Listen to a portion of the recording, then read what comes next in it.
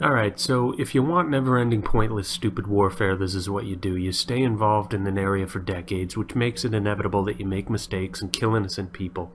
To be exact, kill 30 pine nut farmers who were apparently relaxing after a long day of labor.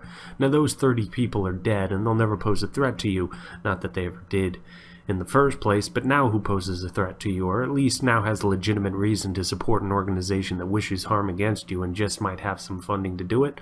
Well, that's everyone around them, that's who. All their family members, their children, their parents, their nieces, nephews, aunts, and uncles, all the members in their community, all the people who may have attended religious services with them, all the people who work with them or went to school with them, and frankly, all the people in their entire area who heard about these innocent deaths from US bombs. This is insanity. You have just created more hatred against us, and worse than that, it is legitimate hatred.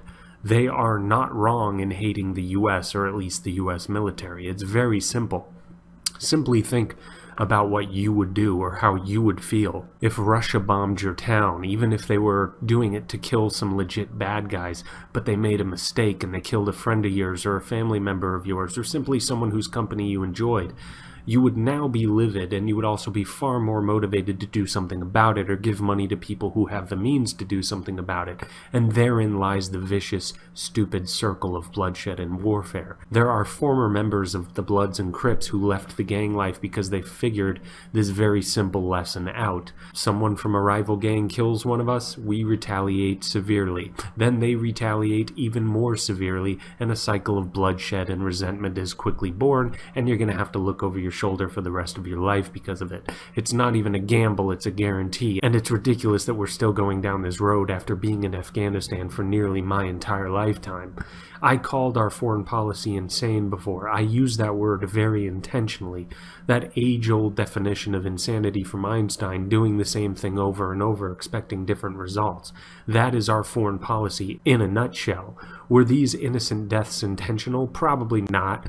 But it doesn't matter, because whether or not these things are intentional, and whether it's 30 or 300 people who die, the natural reaction from the surrounding communities will always be the same. It will be hatred of us and a growing motivation to cause us harm, which would keep us there even longer, ending in more money wasted and more lives lost.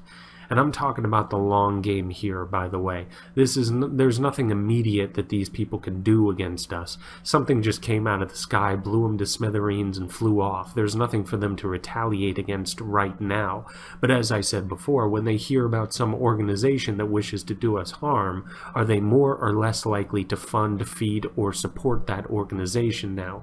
The answer is obvious. They'll be far more likely to help them out, as we seem to have this knack of motivating people to fund others who may have the means to do us harm. If there is one thing our military is fantastic at, it's definitely that. But that's it for now. Like, subscribe, share, and please take it easy.